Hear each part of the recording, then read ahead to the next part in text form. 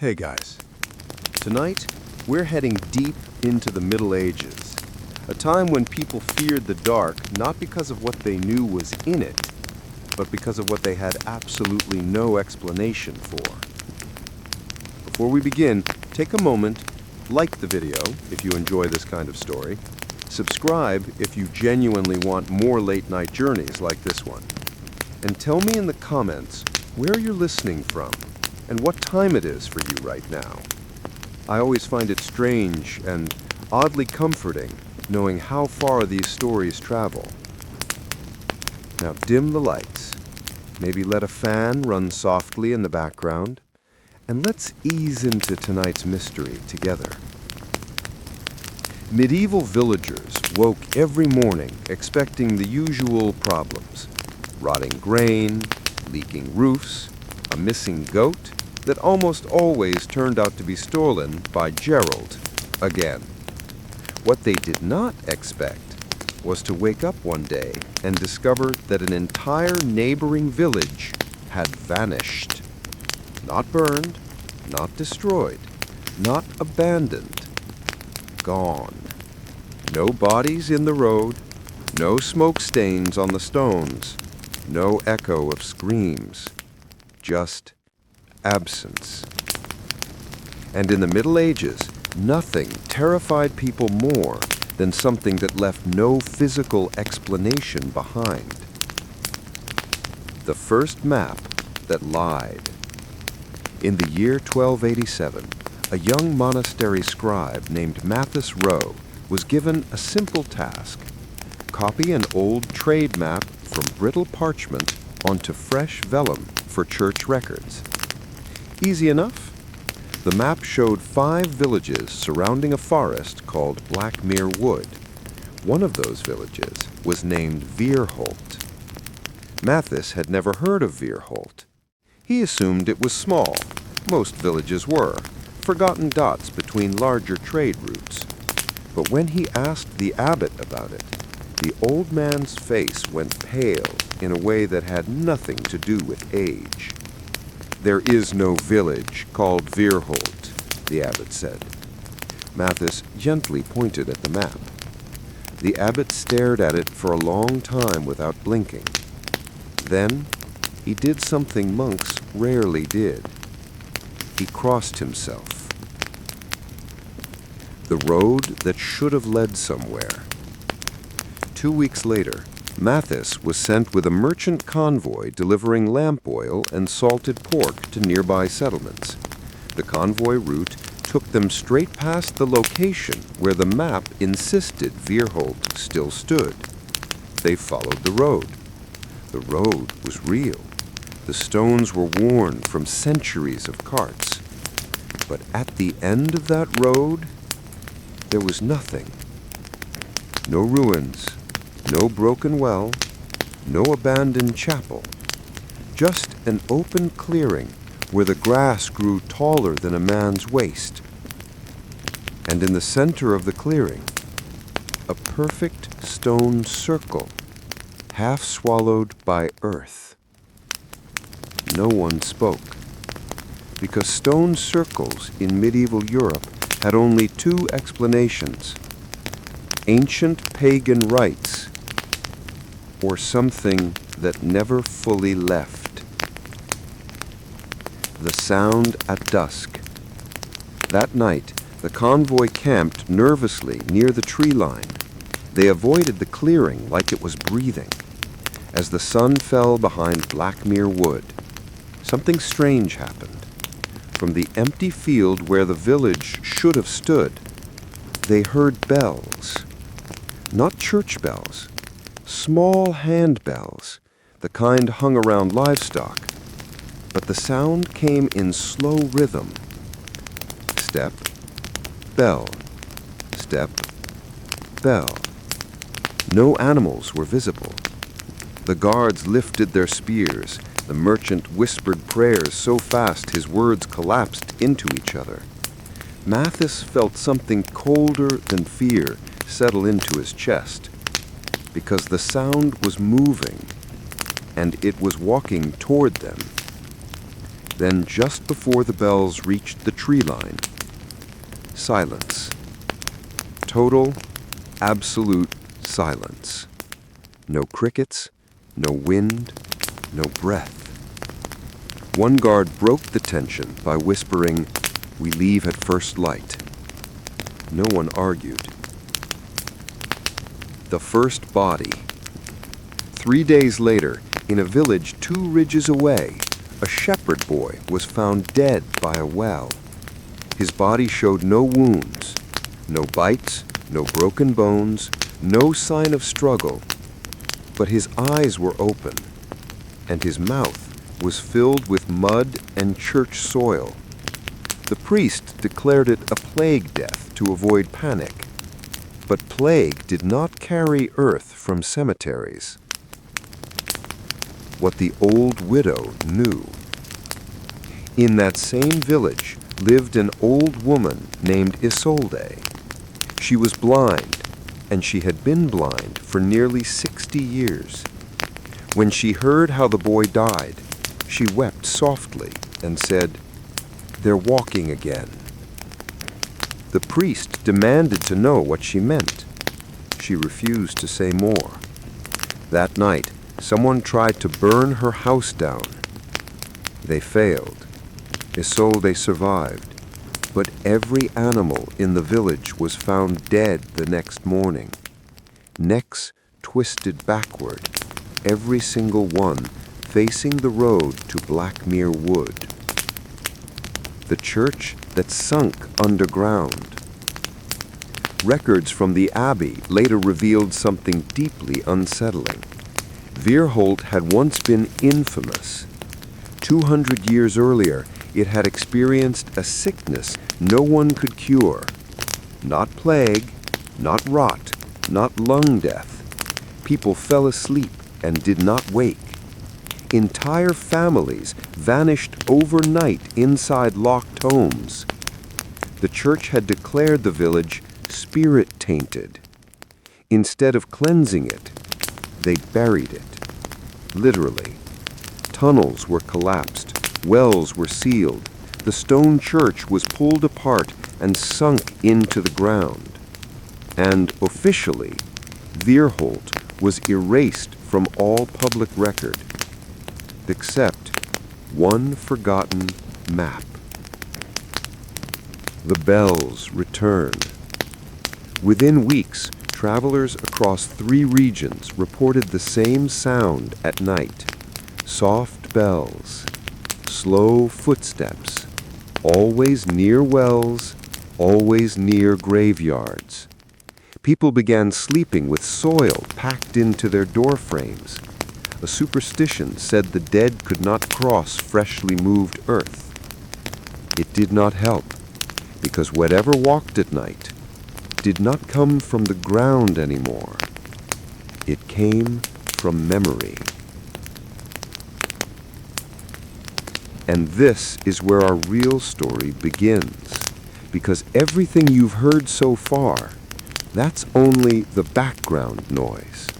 The real tragedy begins when Mathis Rowe, the quiet scribe who only wanted to copy maps, decides to go looking for Weerholt himself. And once he steps into Blackmere Wood, he learns the truth medieval Europe tried to hide. Not all villages are destroyed. Some are taken. The forest accepted Mattis without resistance. That should have been his first warning. Blackmere Wood had a reputation long before Weerholt disappeared. Travelers said the trees grew too close together, their branches tangled like arthritic fingers. Birds avoided it. Even insects seemed to quiet down once you crossed its threshold. But when Mattis entered, the undergrowth parted easily. The path remained clear. The woods felt cooperative. That frightened him more than hostility ever could. He walked for hours beneath a canopy that swallowed nearly all daylight. The air smelled damp and metallic, like old coins left in rain. Every so often, he heard the faintest sound of bells far beneath the soil, so distant it could have been his own blood pulsing in his ears. By dusk, he found the first structure, a stone arch half collapsed and overgrown with roots. Moss covered every block, but carved into the keystone was a symbol he recognized from forbidden manuscripts. A circle broken by a downward-facing line. The mark of sealing. The church used it when something was not just condemned, but buried with intent to be forgotten. Matis stepped through. The ground dipped sharply, and the trees thinned as if they refused to grow closer. What lay beyond the arch was not forest. It was a road. Not dirt, not mud. Stone. Carefully fitted, sunken, but intact. A village road. Matis followed it downhill, heart hammering harder with each step. The air grew colder. The silence deepened into something heavy and pressurized, the kind you feel inside deep water. Then he saw the first building. A foundation. Then another. Walls slowly emerging from the earth as if the land had tried and failed to swallow them completely. Weierholt had not vanished. It had been shoved underground. Windows stared at him like blank eye sockets. Doors were sealed with packed clay and church wax. Every structure leaned inward, as though the village had collapsed into itself under unbearable guilt. And in the center, the well. It was enormous, twice the height of a man. Its stone rim was wrapped in chains so thick even corrosion hadn't eaten through them. Rusted holy seals were hammered into the rock at uneven intervals. This was not a well meant to keep water in. It was built to keep something from coming out. The bells rang again, this time directly beneath his feet. Matis stumbled back as the ground trembled faintly. A voice rose from the depth of the well, not loud, not monstrous, tired. Help us. Not help me. Help us. Matis backed away, breath ragged, spine icy. I can't, he whispered, unsure why he answered at all. I don't know how. Neither did we, the voice replied, and the ground around the well began to move. Hands pushed through the soil, not decomposed hands, not skeletal. Human hands, pale, trembling, fingernails ripped black with old dirt. One by one they emerged, grasping air, grasping stone, grasping nothing. Then faces. They didn't look dead. They looked interrupted. Mouths opened silently at first, then sound poured out, dozens of voices layered into one exhausted chorus of bell chimes and breath. We kept the right, they said. We followed the rule. They said it would end. Matis ran. He reached the forest border at full sprint, lungs burning, mind unraveling behind him. The trees that had welcomed him hours earlier now clawed back. Roots snared at his boots, branches tore at his robes. The bells followed, always at the same distance, never catching up, never falling behind. He burst from the woods just before dawn and collapsed in the wet grass, vomiting until there was nothing left. When he looked back, Blackmere Wood stood quiet and ordinary. No bells, no movement, like it simply dreamed him. Matis returned to the abbey, broken with terror and knowledge he did not yet understand. He was immediately detained by the abbot, not accused, not questioned, confined. They locked him in a cell that smelled of ash and vinegar and waited until night before bringing in the third figure, the Inquisitor. His name was Father Corvain. His voice was smooth. His eyes had no visible whites. "You saw it," Corvain said gently. "You heard them." Another nod. "You spoke to them." Mattis hesitated. Corvain smiled faintly. "Good. That means you're still useful." Mattis's hand shook. "They're alive, or something like it. They said they kept a right. What right?" Corvain leaned closer to the bars. "It was a choice," he said. "Your life traded for everyone else's death." Mattis stared. Corvain continued. "Virholt discovered too late that the sickness spreading through them wasn't a disease. It was a call. Something beneath the earth was waking.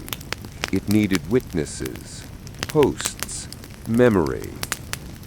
"So you buried them," Mattis whispered. "We sealed them into the roll," Corvain corrected. "Their sleep fed the lock." "And now they're waking?" "Yes." "Why now?" Corvain's smile faded. "Because no one remembers them anymore, and forgotten sacrifices no longer hold." The bells returned 3 nights later, this time inside the abbey. They echoed through stone halls where no footsteps followed. Bells rang above door frames, beneath altar stairs, inside sealed walls. Monks collapsed screaming as invisible hands brushed past them. Water in the font turned black. Graves in the courtyard heaved. Mattis was dragged from his cell and thrown into the chapel, where Father Corvain stood waiting beside an open trapdoor descending into darkness beneath the altar.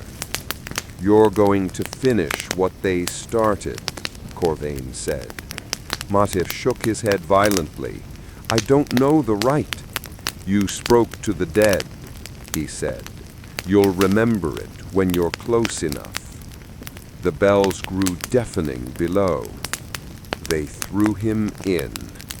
Beneath the abbey lay something older than any church, an underground sanctuary carved into living stone, walls stacked with bones etched in prayer script.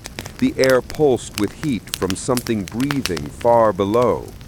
At the center of the chamber stood a stone basin filled with black water.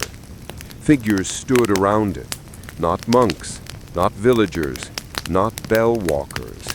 These were the forgotten, those who had almost been sealed in other times. Men, women, children, all wearing chains etched with the mark of sealing. Their eyes turned toward Mattis as one, and for the first time they smiled. "You came back," they whispered. The basin began to boil, and beneath its surface something vast unfolded. Not a creature, not a god, a remembrance, a consciousness built from stacked, dying thoughts. The thing beneath the earth did not eat flesh. It consumed stories, lives, witness, and villages when properly prepared, fed it for centuries. Mattis understood now. Virholt was not cursed. It was cultivated. The rite tore through him as memory. The bells were timing tools. The well was a throat. The sleep was not death. It was offering. And the reason the forgotten were rising was because for the first time in hundreds of years, no one was maintaining the story. No one was keeping them remembered. And something that eats memory cannot survive starvation. Above ground, the world would feel the end as hauntings and madness. Below ground, Mattis was being rewritten as the final witness, not to stop it, not to save anyone, only to ensure that when the thing beneath the earth finally starved, it would take all of them with it, tragically completely and forgotten. The basin burst outward without explosion. No fire, no fragments. Just a sudden inward collapse, as if gravity itself had inhaled. The black water dropped straight down into a pit that had not existed a moment before. Chains along the chamber walls rattled, not outward, but toward the opening, drawn by something far below that pulled on meaning rather than metal. Mathis staggered back, barely keeping his footing as the stone beneath his boots sloped inward by degrees he could feel but not see. The forgotten figures did not run. They stepped forward calmly. One by one they entered the pit, and as each crossed the edge, their chains dissolved into dust before touching the dark. Not broken, released. Mathis screamed for them to stop, his voice shredded by the oppressive pressure in the chamber. They ignored him. A child turned just before stepping over the edge. Her eyes held no fear now, only relief, stitched with unbearable exhaustion. "Tell us again," she whispered. "Tell us we lived." Then she was gone. The chamber shifted, not collapsing, rearranging. Walls peeled backward in slow, deliberate movements, like pages turning in a book made of stone. New corridors revealed themselves, older than the abbey, older than the village, older even than the forest. Mathis felt it then. Not hunger, expectation. Something beneath the world was not simply starving, it was waiting to be finished. Chains tightened across Mathis's chest. He hadn't seen them move. They were simply there now, etched with the mark of sealing, identical to the ones the forgotten had worn. Invisible hands forced him forward, step by trembling step, toward the pit. Above him, far above through layers of stone and forgotten sanctuaries, the abbey bells began to ring again.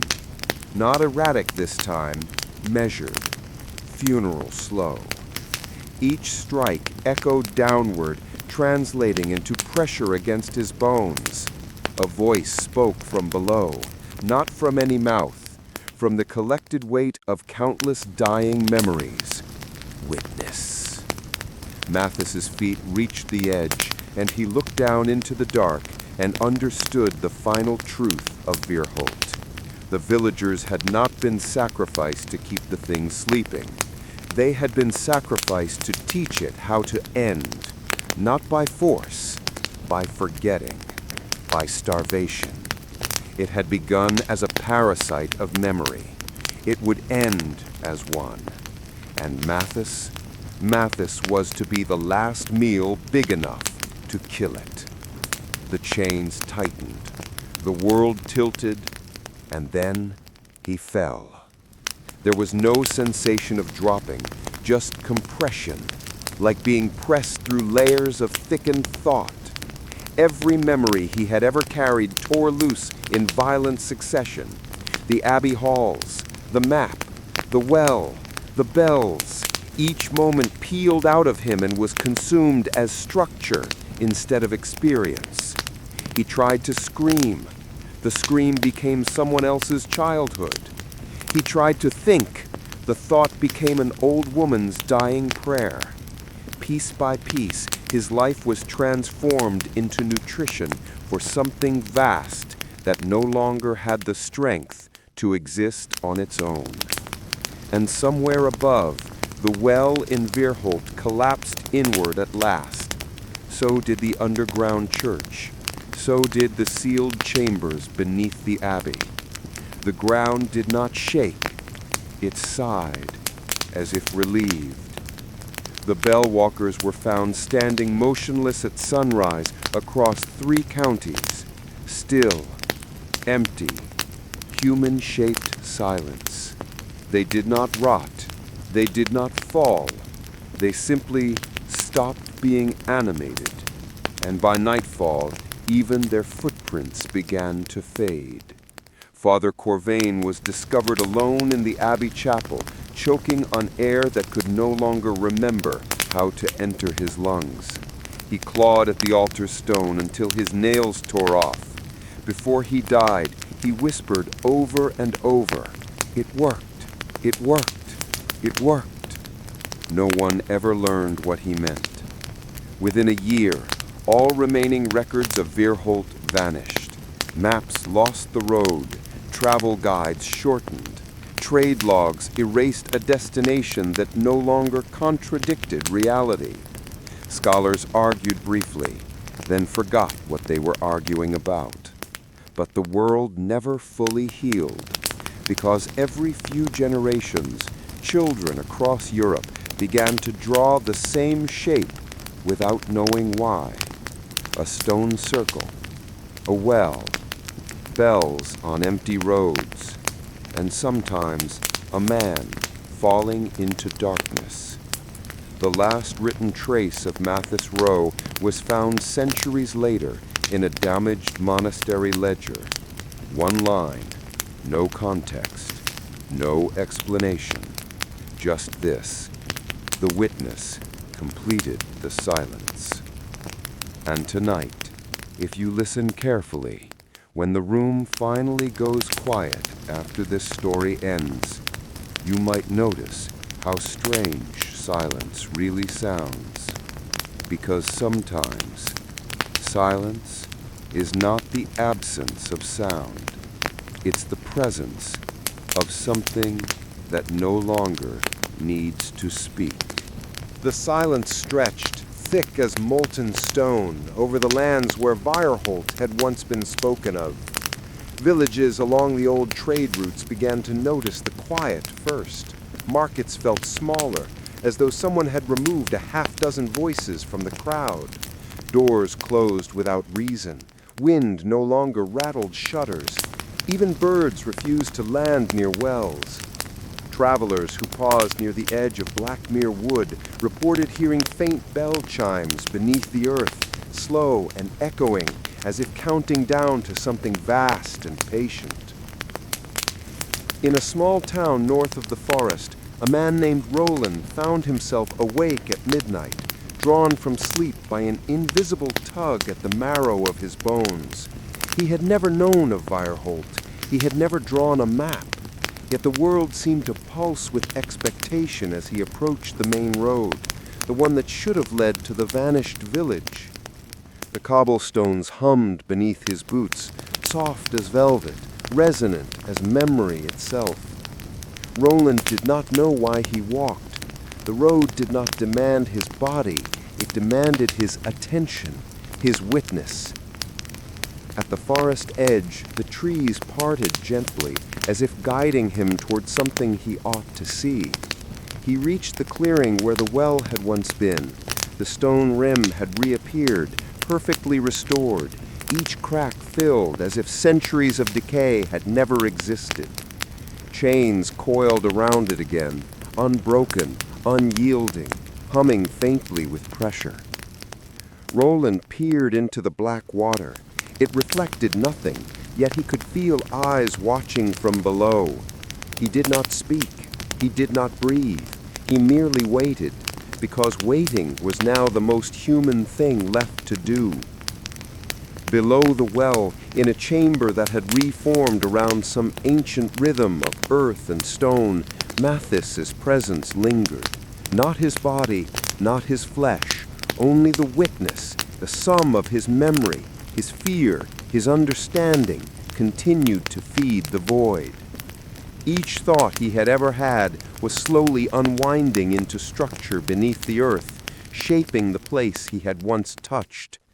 The black water rippled as if in response to Roland's arrival. Bells began to echo faintly again, one for each soul the memory had consumed. They were not loud, they were not threatening, they were patient, they were hungry. Roland stepped closer to the edge. His reflection in the water was wrong. His eyes were slightly too large. His mouth was a fraction off-center. He leaned in, trying to correct it. The water smiled back, not with malice, but with certainty. The forgotten figures returned, drifting upward from the pit in slow, impossible waves. They were pale, worn, and tired, but whole. Whole in a way that no life on the surface could ever be.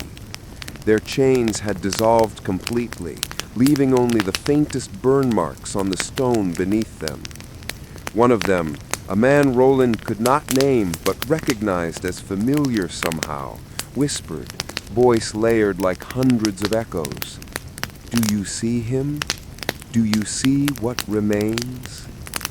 Roland did not answer. He could not. The ground vibrated underfoot, subtle, deep, a language older than speech. The figures approached the edge of the well and extended hands, not to touch, but to invite. The water swelled, forming shapes just beneath its surface. Not faces, not animals, not creatures of flesh. Patterns, stories. Every story Wirholt had ever been told, every memory that had been folded into the earth, condensed into living symbols of black liquid. Roland felt the weight of countless years pressing against his mind. Every childhood, every whispered prayer, every bell that had rung in a vanished village, it all converged into a single, unbearable sensation of knowledge. "Witness," the voices said together. Not command, not question, just truth. Roland understood. The well did not desire death. It desired remembrance. It desired completion. It was hunger not for flesh, but for the sequence of lives, the chain of observation, the witness that proved they had existed. He stepped closer. The water reached upward, not in anger, but in recognition. Tendrils of memory wrapped around him, threading his mind into the latticework beneath the earth. He felt centuries collapse into seconds, families born and lost, villages erased and restored, all told to a rhythm of invisible bells that never stopped. Above, the forest seemed to hold its breath. Birds returned only to freeze in mid-flight. Wind halted mid-tremble of leaves. The world outside waited, caught between the act of remembering and the act of forgetting. Roland's reflection warped. His features multiplied and stretched. His voice joined the chorus beneath the water as he repeated the phrase clear now. "I see. I witness. I remember." The black water recoiled slightly, as if satisfied. The bells above dimmed, one by one, until they were only the faintest pulse in the bones beneath the ground. The forgotten figures began to dissolve, not vanish, not die, simply returned to memory, leaving only the trace of their existence folded into the chamber. Roland fell to his knees, gasping. His mind was both empty and full. The well lay calm. The chains were gone. Yet he knew the cost. Witnesses were never free. Not truly. At dawn, villagers in nearby towns awoke to ordinary light, ordinary birds, ordinary wind. No bells, no shadows, no tremors. Roland returned slowly to his own home. No one noticed anything different about him. No one could. The witness leaves no mark visible to those who do not belong. He kept silent, carrying in his mind the full weight of centuries of erased lives, the pulse of every bell, the faces of the forgotten, who now existed only as memory within memory. And as he slept that first night after Wirholt had finally ended its hunger, he dreamed not of monsters, nor of darkness, nor of fire, but of the quiet, steady heartbeat of the world remembering itself, a heartbeat that would never stop, and a silence that would never speak again. Roland awoke the next morning to the subtle weight of the world pressing gently against his chest. Not fear, not dread, just gravity of knowledge. The sun rose normally. Birds chirped. The villagers went about their routines as if nothing had happened. Yet Roland knew the truth. The ordinary was a thin veneer stretched over something impossibly deep, something older than stone or tree or wind. He tried to speak to others about the bells, the well, the voices. Every word faltered before it left his lips. People nodded politely, thinking him fevered or melancholy. He realized quickly, no one else could bear witness. The world had chosen him to carry memory, to witness history no one else remembered. Weeks passed. The forest seemed quieter. Blackmere Wood became ordinary in outward appearance. Travelers who once whispered of disappearing villages and underground sanctuaries spoke instead of nothing. The road to Vireholt, once thought lost, disappeared from maps, replaced by annotations of forest impassable or swampy wasteland. Roland kept a journal, not for anyone else, but for the weight in his own mind. He wrote descriptions of what he saw beneath the well, the black water, the figures, and the feeling of being threaded into memory itself. Each sentence required exhaustion beyond human comprehension, yet writing it was a relief. If he did not record it, the memory threatened to unravel him. At night, he dreamed constantly. Not nightmares in the usual sense, but layered sequences of centuries compressing. A family in Vireholt, waking to vanish in sleep. Monks collapsing over forbidden texts. The bells striking in perfect rhythm beneath the earth. He could not wake fully. Sleep and memory and reality blended into one unbroken continuum. It was on the 42nd night after his first encounter with the well that he felt a presence, different this time. Not the echoes of the forgotten, not the water. Someone alive, yet older than Roland had known life could reach. A woman appeared in the shadows of his room. No one he had ever met, yet he knew her. Her eyes held the same calm that Mathis had the first time he peered into the pit of Vireholt. "Witness," she said softly. "I am," Roland whispered. His voice cracked, barely a thread. She nodded. "And now you must choose." Roland blinked. "Choose what?" "To pass on the memory, to let someone else bear the witness, to prevent it from consuming you entirely." He swallowed. His hand shook. "And if I don't? Then you will dissolve into it, your body and mind both unneeded. The world will continue, but your memory will be lost, and the witnesses you carry will be without voice forever." He understood instantly. He did not want the alternative, yet passing it on meant finding someone who could survive the weight of all Vireholt's forgotten centuries.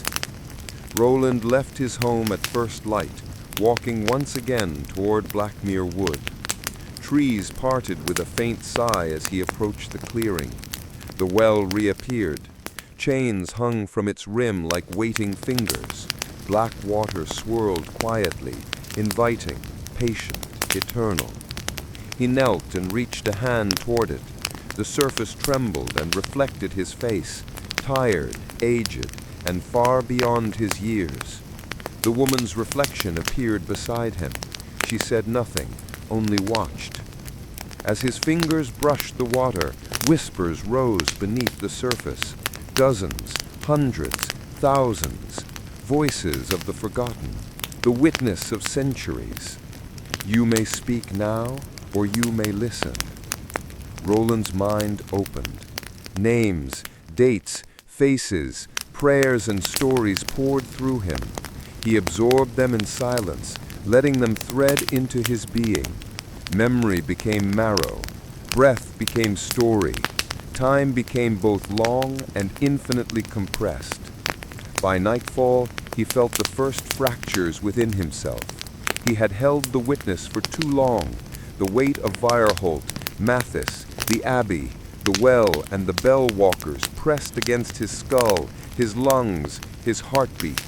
His body trembled, unsteady, teetering on the edge of dissolving entirely. The woman watched without movement. When the time came, she spoke. "You cannot hold it alone. The world cannot allow it. You must give it away." Roland nodded. He understood. He would not survive this alone. And yet, to pass the memory meant someone else would now bear the same unbearable burden. From the forest edge, a young scholar named Elias emerged. He was unaware of Roland's existence, yet somehow drawn by the same subtle tug in the marrow of his bones. His eyes widened as he saw Roland kneeling by the well. "You," Elias said, voice trembling. Roland looked at him and smiled faintly, exhaustion and relief mingling. "Witness, it is your turn now." Elias hesitated. Fear flickered across his face, but the pull was stronger. He stepped forward.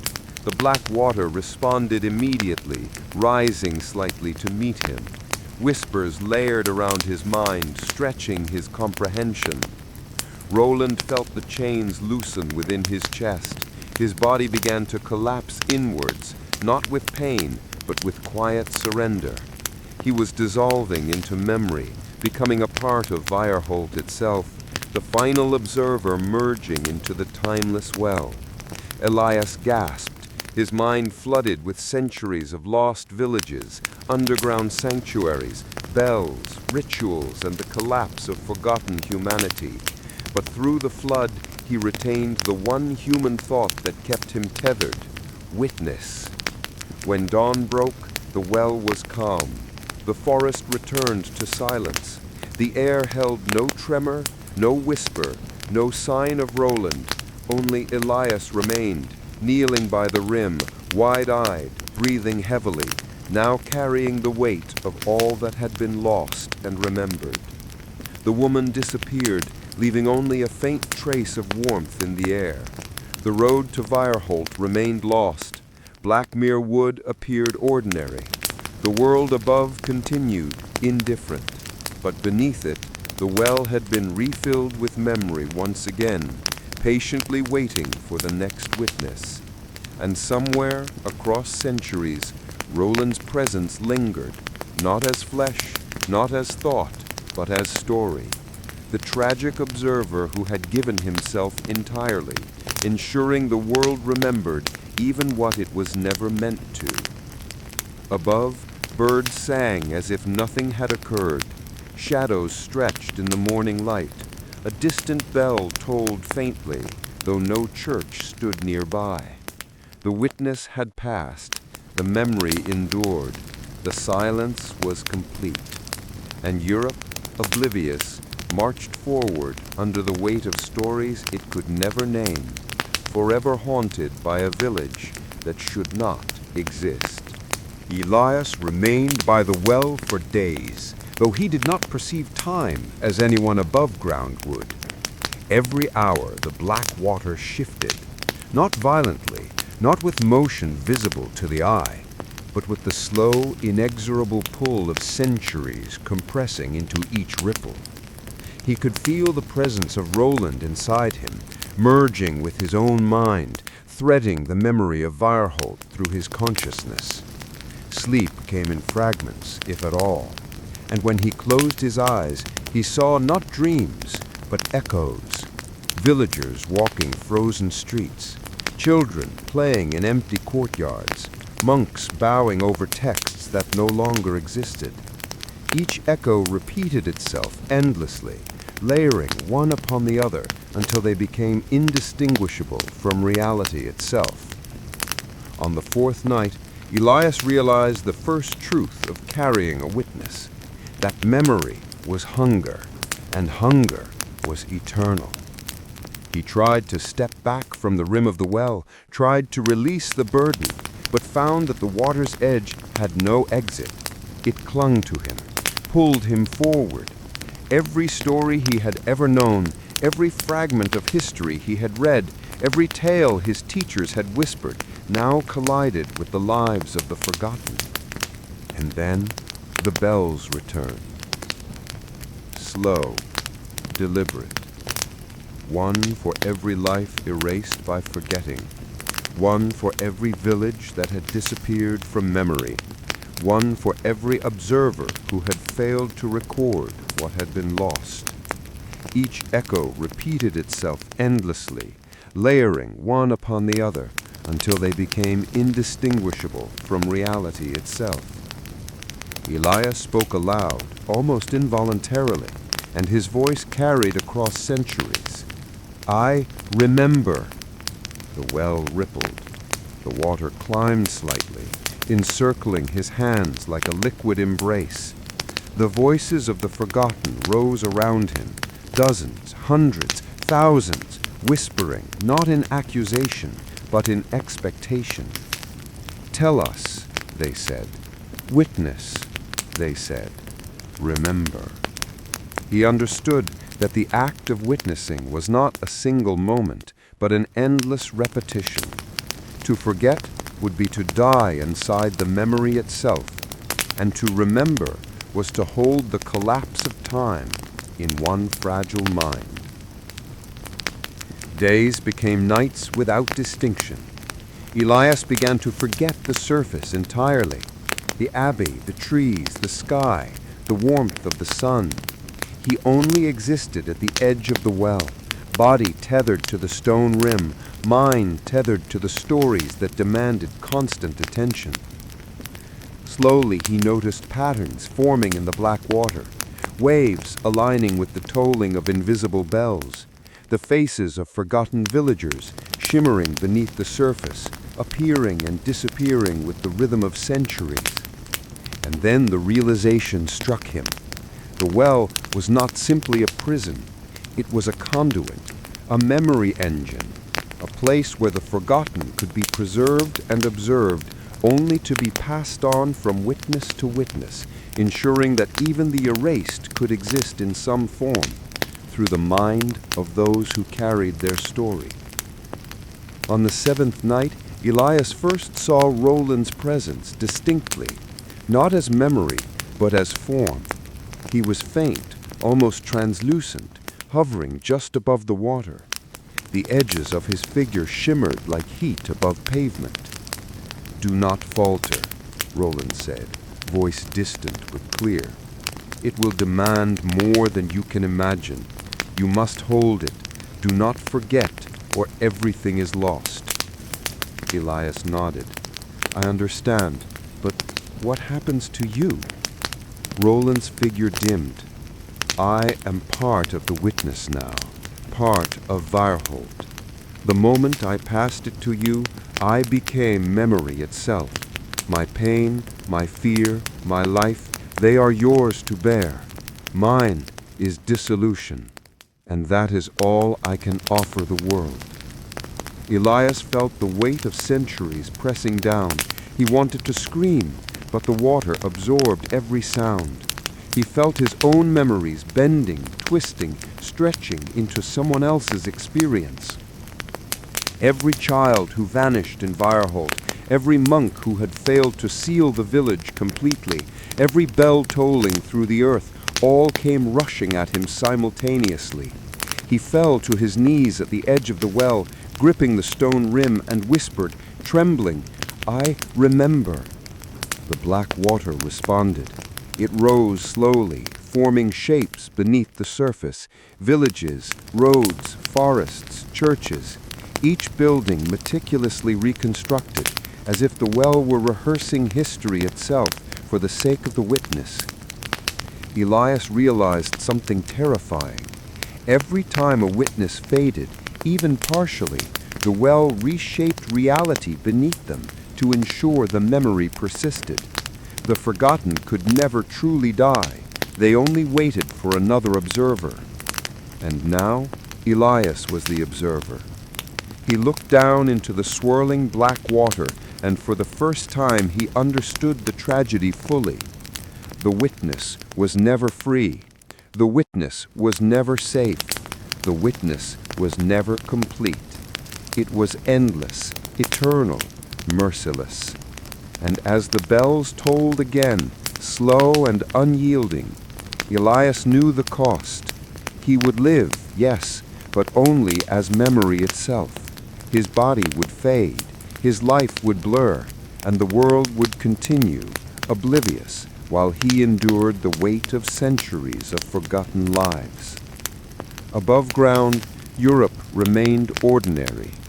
Travelers whispered of lost villages and vanished monasteries. Maps were redrawn, stories were forgotten. Yet beneath the soil, the well pulsed gently as if breathing. The bell walkers were still, the forgotten were patient, and the witness, now Elias, knelt forever at the edge, carrying all that had been, all that was lost, and all that must never be forgotten. Night deepened over Blackmere Wood. Elias remained kneeling at the edge of the well, hands gripping stone so tightly the veins in his wrists swelled. The black water pulsed like a living heartbeat, each pulse dragging memories up from the depths, weaving them into his mind.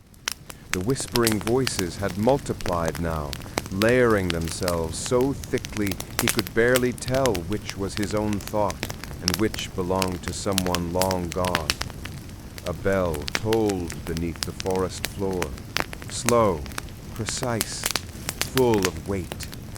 Every toll made the water shift, making it rise slightly higher, as if measuring the endurance of its witness. Elias tried to stand, but the weight of centuries pressed down on him.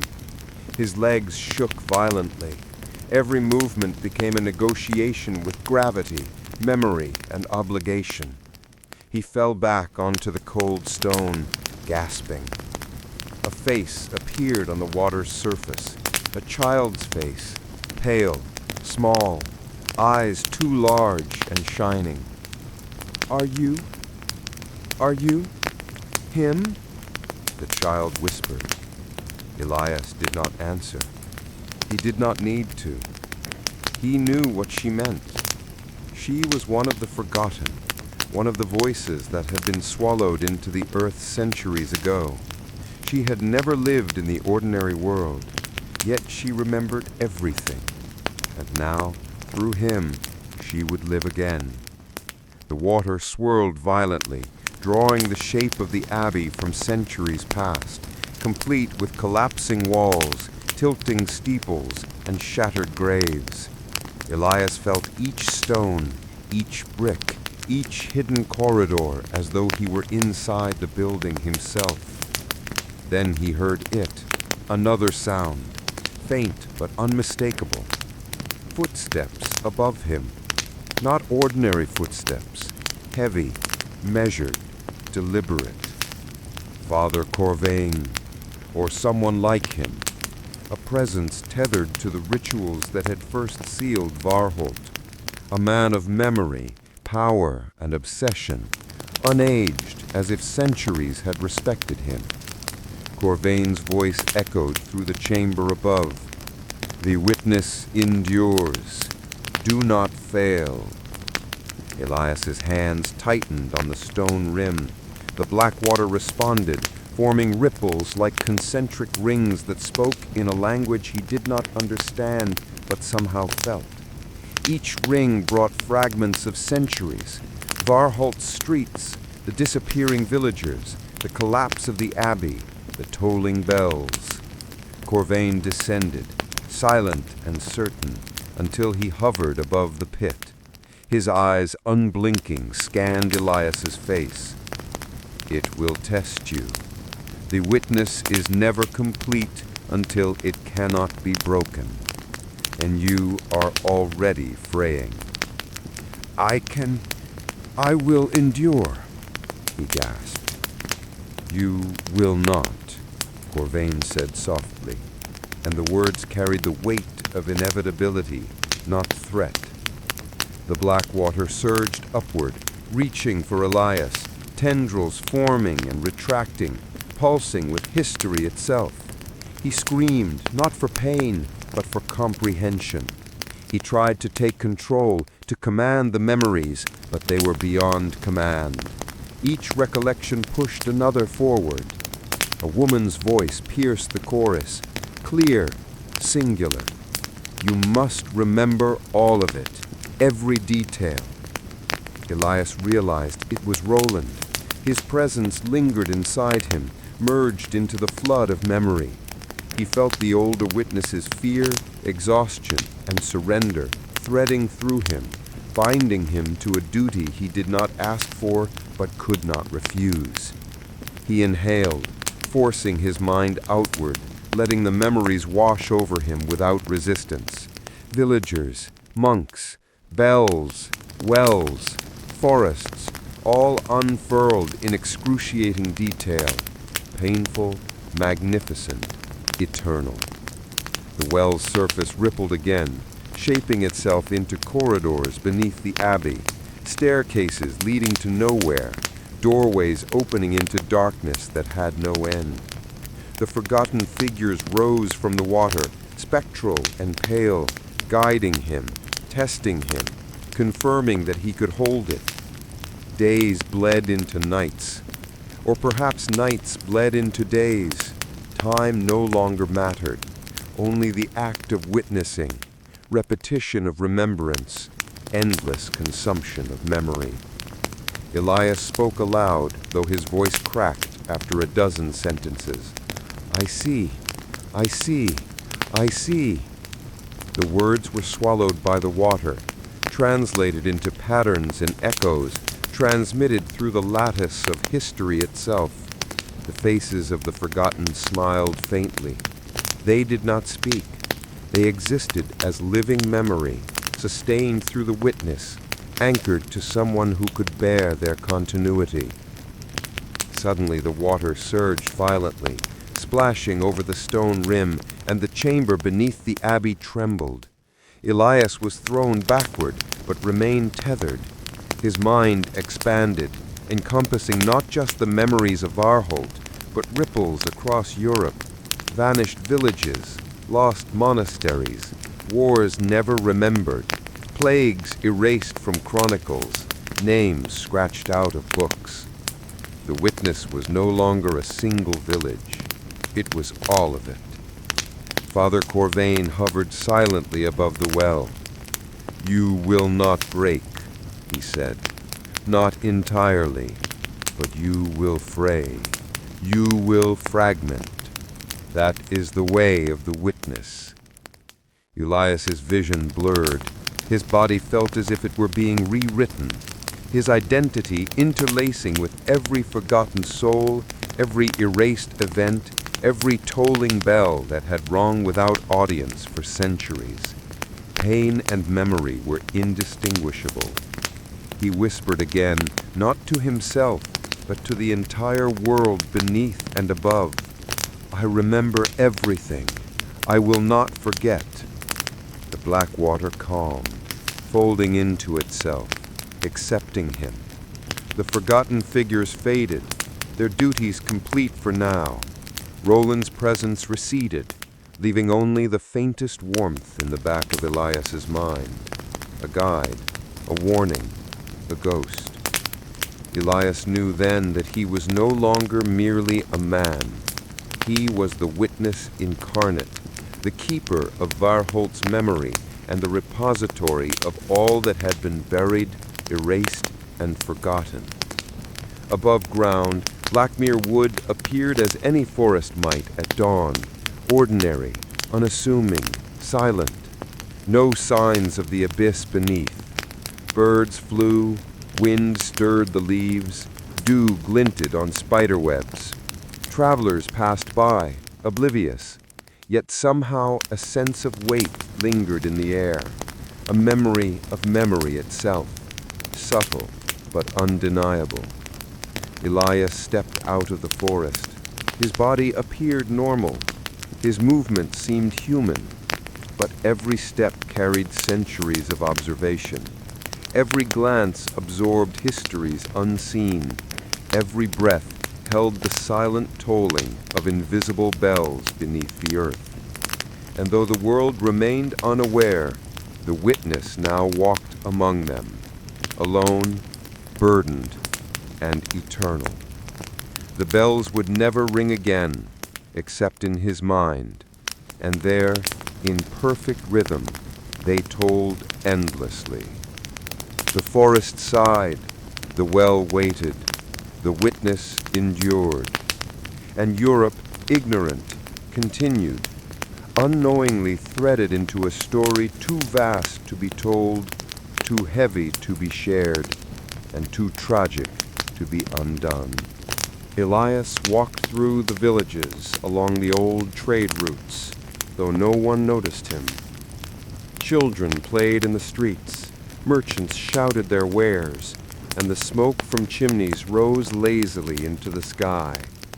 Everything was ordinary, yet the weight of memory pressed against him with every step.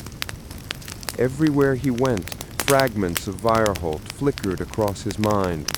He saw streets that no longer existed, cottages collapsed beneath invisible roofs, and villagers frozen in moments of fear or wonder.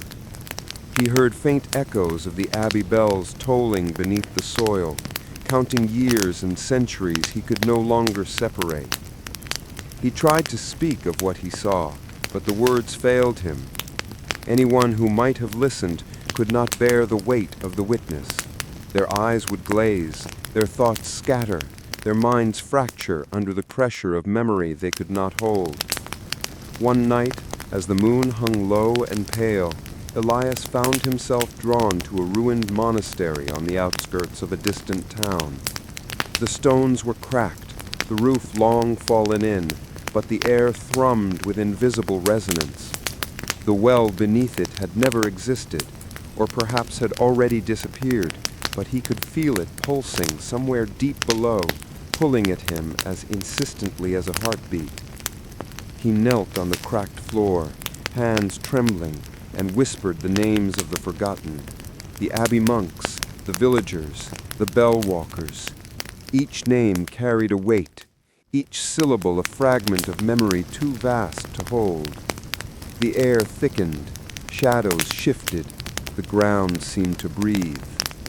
And then from the darkness, figures appeared, pale, translucent, unaging, the forgotten, drawn to him as they had been to Roland before. They did not speak, did not move beyond the space they occupied. They existed as memory, tethered to the witness, waiting for him to sustain their existence. Elias understood. The witness was not only tethered to a place, it could travel, could weave itself through time and space.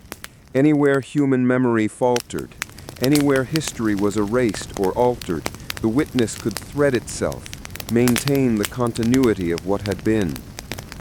He rose to his feet. The centuries pressed against his mind, expanding every sensation, every thought. He walked through towns, forests, and empty fields, each step layering new histories atop old, unseen by anyone else. In his mind, Weierholt expanded. The vanished abbey, the collapsing well, the tolling bells, the black water, Roland's presence, and the chain of witnesses. They were all there, unbroken, preserved. He came to a river crossing at dawn, the mist thick, softening the landscape. There the memory of a bell struck him sharply, a memory of an abbey steeple glowing faintly blue in a storm centuries before. The echo of St. Elmo's fire, the superstition, the fear. It reached him, vivid and terrifying, and yet through it he maintained the witness. A fisherman paused on the riverbank. He did not see Elias first. Then he glanced toward him and shivered inexplicably. Elias did not speak. His eyes were fixed on the water, reflecting not the sunrise, but centuries of forgotten events, collapsing and reforming beneath the surface. The fisherman turned away, muttering about strange lights and cold chills, and walked on. Elias remained, absorbing the memory, letting it thread through him, knowing that the witness must endure where no one else could. The days, weeks, and years blurred. Elias grew older, yet never fully aged. The witness warped him, stretched him beyond the limits of ordinary life. His body survived, but only as a vessel. His mind contained entire vanished villages, lost monasteries, and the echoes of countless lives folded into his consciousness. He learned to move silently, to observe without interfering, to let memory flow through him without breaking. Occasionally, a flicker of Roland's presence would guide him, whispering reassurance, warning, reminding him that to falter was to risk losing centuries of lives forever. At night, beneath the stars, he would kneel in solitude, placing his hands on the earth, whispering the names of those erased, the bell-walkers, the monks, the children, the villagers. Each name anchored a memory, each memory sustained existence, and always the black water pulsed beneath the ground, waiting. One evening, as the sun bled red across the horizon, Elias approached a crossroads where travelers whispered of vanished towns and empty roads. He knelt and pressed his hands to the earth, listening to the faint toll of bells beneath the soil. The forgotten emerged silently from the mists, waiting. Their presence reminded him that he was no longer alone. They did not speak, they did not move. They simply existed, tethered to him, awaiting the next sequence of memory that required a witness. Elias whispered, I remember all of you." And for a moment, the air above the crossroads shimmered. Shadows bent and twisted, reflecting centuries of lives lost and preserved. The witness pulsed through him, stretching outward, threading into the minds of distant travelers, echoing across towns he had never visited, across centuries that had not yet unfolded. The witness was growing. And so Elias walked on. Each step carried history. Each breath contained memory. And the black water beneath the world pulsed, patient, eternal, waiting for the next soul drawn into the chain of Weierholt.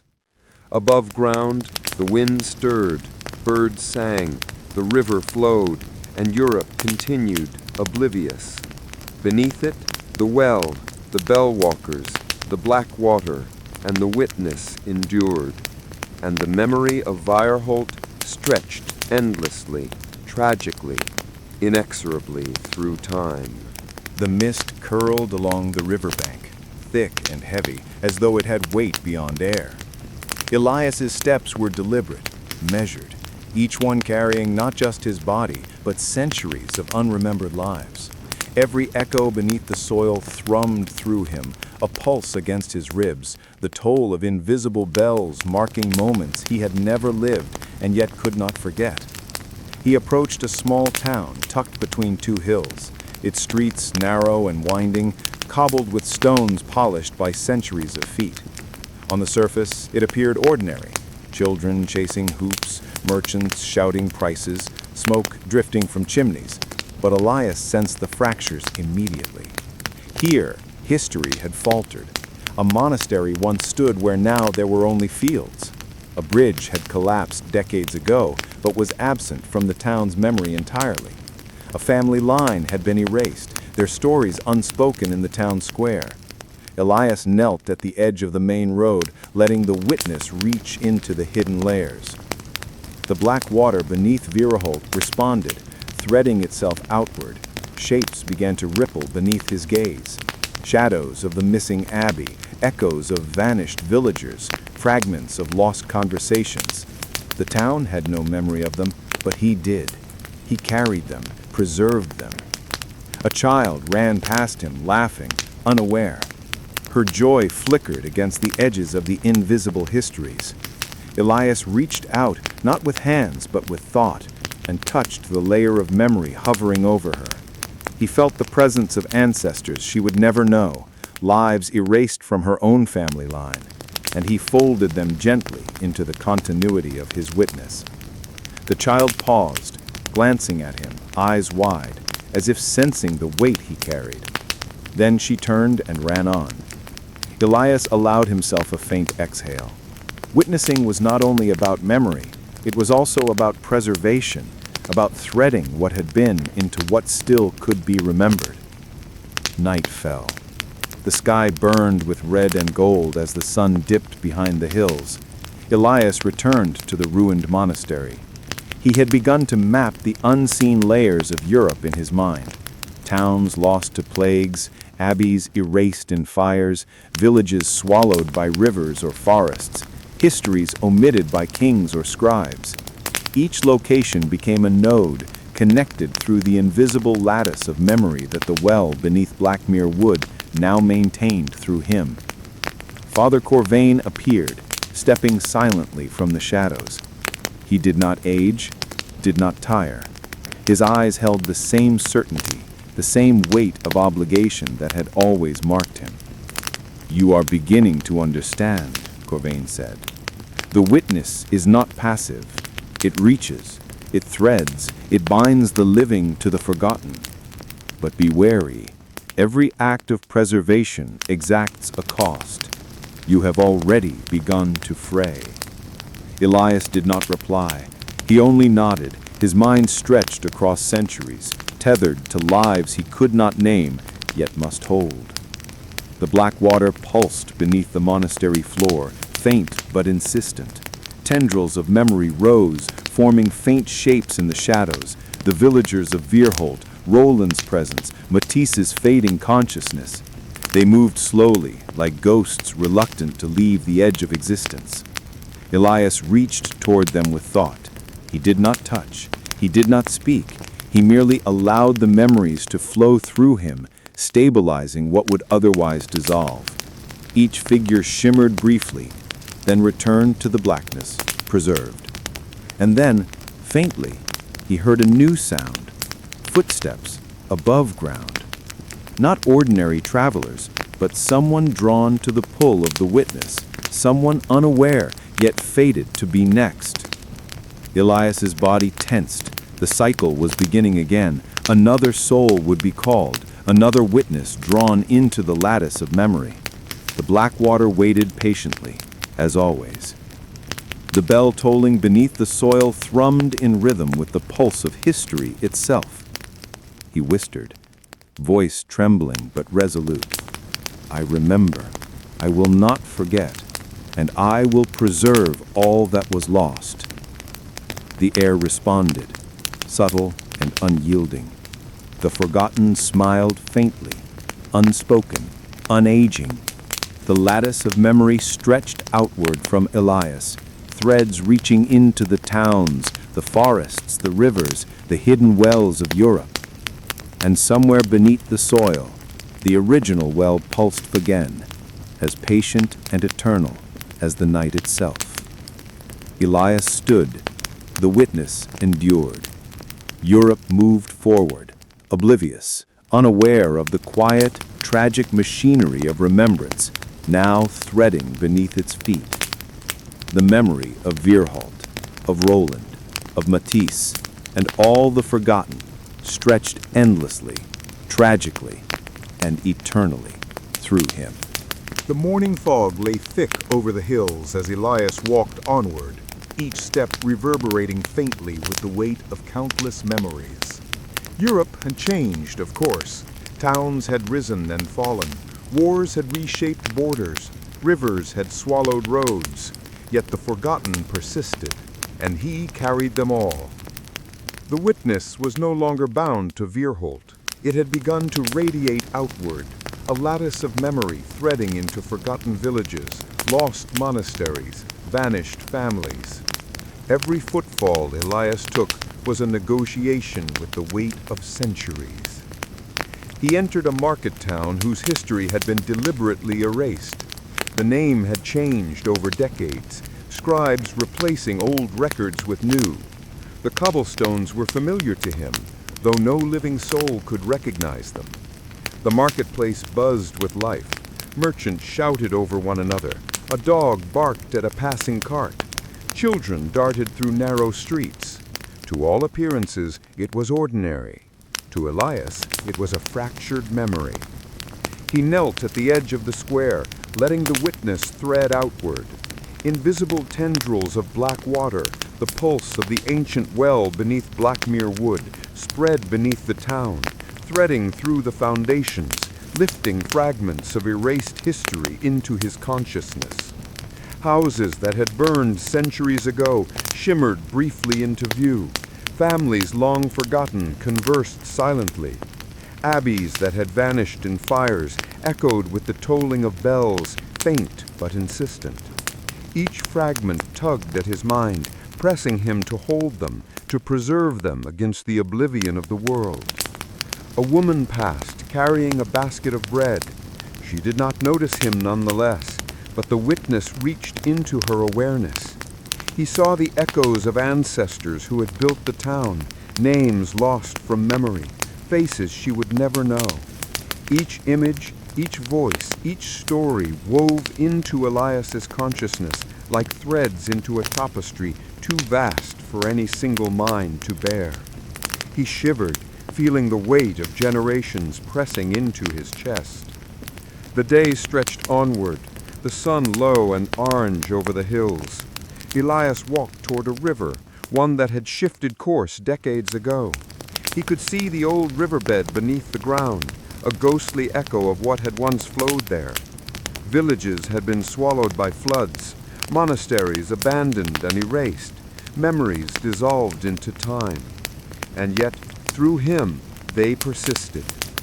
He knelt by the river's edge.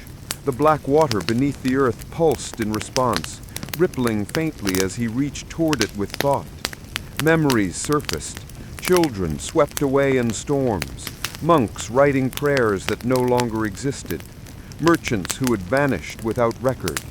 The flood of recollection nearly overwhelmed him, pressing him to his knees, constricting his breath. Yet he endured. He had to. For every forgotten life, for every erased history, the witness demanded continuity. Above him the sky darkened. Storm clouds rolled in, faintly blue at their edges, like the memory of St. Elmo's fire centuries ago. A strange comfort arose in Elias. The universe was indifferent, yes, but it also obeyed patterns. Memory, though lost to most, obeyed him now. The witness pulsed within him, steady and eternal. Night fell, and he made his way to a ruined abbey on a remote hill. The stones had been cracked and crumbling for centuries, yet the pulse beneath him, the lattice of memory, hummed insistently. He traced the walls with his hand, feeling centuries of presence fold into his consciousness. Ghostly figures flickered at the edges of his vision, monks frozen in ritual, villagers frozen in fear or joy, children playing in long-forgotten courtyards. They did not speak, they did not act, they simply existed, tethered to him, waiting for preservation. Father Corvain appeared once more, emerging from the shadows like he had always done. He seemed unaging, timeless, his presence a constant reminder of the weight Elias carried. "The lattice grows," Corvain said, voice echoing faintly. "It threads into lives yet unborn. You will see them, you will remember them, but do not forget yourself entirely, or you will fracture." Elias nodded, feeling the first tremors of his own mind begin to splinter under the strain. Centuries pressed inward, names, faces, events, disasters, miracles, and he carried them all. He whispered aloud, "I will not forget. I will hold you. I will preserve what was lost." The black water pulsed in agreement, rising slightly beneath the floor, its surface shimmering with faint, impossible light. Figures appeared more distinctly now, not flickering, but solid, as though the witness was giving them temporary form. He could see Roland, translucent but distinct, hovering faintly, guiding him, whispering reassurance through the lattice of memory. Mattis lingered faintly, a presence within the water, a reminder of the first sacrifice. Weeks passed, or perhaps months. Time had no meaning except as a sequence of observation. Elias wandered from town to village, abbey to abbey, threading memory where history had been broken. In each town, the forgotten surfaced briefly: the baker who had vanished in a plague, the child who had disappeared into the forest, the priest who had written prayers that no one remembered. They were sustained now not in the world above, but within him. Every heartbeat, every breath maintained their existence. Occasionally, travelers caught glimpses of him, a flicker of movement too sudden, a pair of eyes that seemed too knowing, too old. They felt inexplicable chills, like the tolling of invisible bells brushing against their consciousness. Elias did not speak, did not interact. He was not present for them. He existed only as witness, a keeper of memory, a silent thread binding lost histories to the living world. One night, under a sky heavy with stars, he arrived at a crossroads long abandoned by maps. The memory of Beerholt shimmered faintly at the edges of his vision, stretching outward through the lattice he now carried. The black water pulsed beneath the soil, quiet but insistent. Shadows of the forgotten rose from the earth, waiting silently. Elias knelt, hands pressed against the cold stones, and whispered the names of the forgotten. The lattice rippled outward, threading his consciousness into towns and villages far beyond his physical presence. The witness expanded, reaching into places yet unrecorded, into lives yet to be erased. The tolling of invisible bells resonated through him, deep in his chest, steady, eternal. And in that moment, he understood fully. The witness was infinite. It could stretch across time, across generations, across continents. The forgotten would never truly die. They existed as long as someone could carry them. Elias rose. His body seemed normal. His movements appeared ordinary, yet within him pulsed the lives, the histories, the vanished souls of countless centuries. Europe above ground went about its indifferent course, oblivious, but beneath, through the lattice of memory, the witness endured. And somewhere deep beneath Blackmere Wood, the original well pulsed, patient and eternal, waiting for the next soul drawn into its inexorable cycle. Elias walked onward, footsteps silent on the cobblestones, every breath carrying centuries of memory. The lattice threaded outward, subtle but inescapable, touching lives unknowingly, shaping history without intervention, preserving the forgotten in a web of observation and remembrance. And the bells tolled endlessly beneath the earth, a rhythm only he could hear, marking the tragic, eternal persistence of the witness. The memory of Beerholt stretched endlessly through him, through Europe, and through time itself. Tragic, inevitable, and eternal. The wind was thin and cold as Elias crossed into the highlands, the valleys empty but for whispers of lives that had once flourished there. Each hill, each ruin, each abandoned homestead carried a weight of memory, and the witness threaded itself through him like a second skin. He could feel centuries folding inward, pressing against his consciousness, yet he endured because there was no alternative. To falter would be to lose them all. A ruined castle loomed ahead, its walls crumbling, yet somehow defiant, perched on a jagged cliff above a river that had long since shifted course. The riverbed whispered to him of drowned villages, of bridges that had never been rebuilt, of people whose names were absent from history but alive within the lattice he carried. Elias knelt at the edge of the cliff, eyes closed, letting the black water beneath the world pulse through him. He saw them all. The lords who had ordered bridges burned, the farmers who had resisted, the children who had cried themselves to sleep in empty cottages. The lattice expanded outward now, not just threading memory, but absorbing it into the very landscape. Hills became archives, valleys became vessels of remembrance, ruins became monuments not to architecture, but to memory itself. At nightfall, Elias made his way to a small village nestled between the hills. Fires glowed faintly in hearths. The air smelled of bread and smoke, ordinary smells that masked centuries of absence. He could see it all, layer upon layer. A monastery that had once stood at the town's center, a plague that had claimed a third of its population, a family line that had been erased by famine. The villagers moved as though nothing had happened, unaware of what the witness carried through them. He knelt in the square, pressing his hands to the cold stones. Names came to him: the baker, the blacksmith, the children who had vanished into the forest. Their voices whispered in his mind, faint but insistent, threading themselves into his consciousness. Every face, every moment, every tragedy he preserved became another pulse of the witness, radiating outward to touch places yet unseen.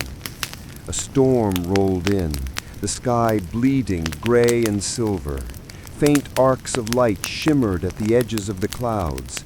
St. Elmo's fire, remembered through him from centuries before. Elias felt the resonance deep in his chest, the lattice vibrating with each pulse of electricity in the distant sky. The forgotten thrummed in response, shadows moving across the earth in ways no living soul could perceive. Father Corvain appeared at the edge of the square, stepping silently from the shadows as he always did. His eyes held the same certainty, the same inexorable weight. The lattice grows. You are no longer bound to a single place. You are Europe itself, and yet you are still alone. Every act of remembrance stretches you thinner. Remember, witness, the cost is always yours alone. Elias did not speak. He only nodded. His mind contained the ruins of abbeys, the vanished villages, the forgotten people. He could feel the lattice reaching farther now, threading through distant towns, across rivers and forests, climbing into the mountains, reaching toward cities that had not yet been built. The past pressed against him, relentless, urgent, infinite. The storm broke, rain pounding the cobblestones. Elias stood in the square, letting the witness thread through the living and the dead alike. A child ran past, laughing, unaware of the centuries layered beneath her feet.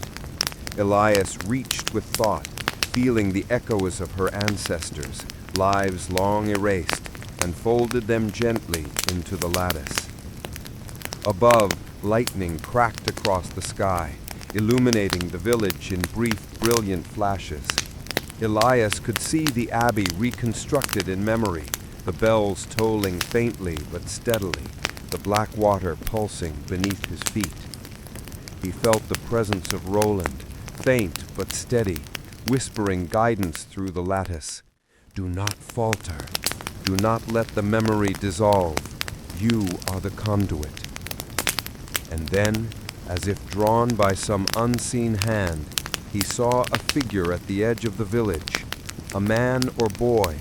It was hard to tell, drawn toward the pulse of memory, unaware, unknowing, yet destined to be next. Elias's body tensed. The cycle was beginning again. Another soul would bear the witness, or perhaps be consumed by it. He did not intervene. He could not. The lattice demanded patience, endurance, observation. Days bled into weeks, weeks into months. Elias moved tirelessly, threading memory through towns, rivers, forests, and ruins. Every abandoned chapel, every erased village, every forgotten family line became part of the lattice, preserved within his consciousness.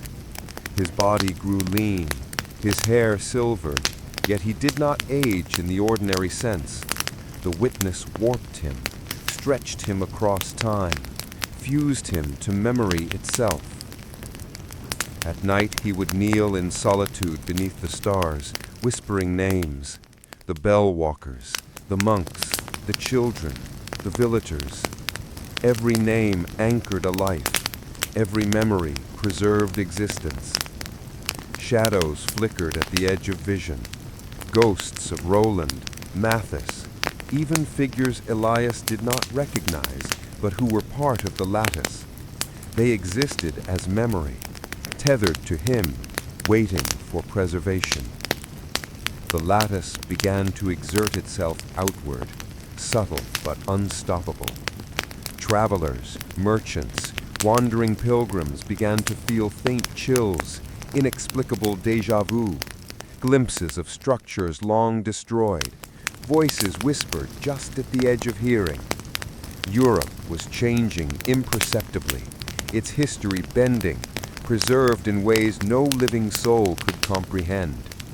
One evening, atop a ridge overlooking a silent valley, Elias knelt again. The black water pulsed beneath him, patient, eternal. He felt centuries of loss pressing against his mind. Fires, floods, plagues, wars, and disappearances all converged within him. The weight threatened to shatter him, yet he endured. I remember. I will not forget. I will preserve all that was lost. And then he heard it, the faint toll of invisible bells, not beneath Weierholt now, but resonating across the continent, echoing through every forgotten place the lattice had touched. The witness had begun to resonate on its own, independent of him, threading memory into memory, preservation into preservation. Elias rose, eyes glowing faintly in the darkness, the lattice now fully entwined with his consciousness. The witness had grown beyond a single village, beyond a single abbey, beyond Europe itself. It pulsed outward, infinite, eternal, a web of memory spanning centuries, continents, and lives. And yet he remained alone, the weight pressing upon him, the tragic inevitability. To carry the memory was to be consumed by it, yet he could not abandon it. He would endure, he would preserve, he would witness, eternally. The wind whispered through the valley, the forgotten stirred in shadows, and the black water pulsed, patient and eternal. The witness endured. The forgotten endured. And Elias walked on. The lattice stretched farther now, touching lands yet unseen, threading memory across seas, threading lives that had never been, preserving histories that might never be written. Elias moved onward, a silent figure among oblivious towns, preserving the forgotten, sustaining the erased, carrying the unbearable weight of eternity itself. And somewhere beneath the earth, the original well pulsed once more, patient, relentless, eternal. The witness endured. The forgotten endured. And Elias walked on.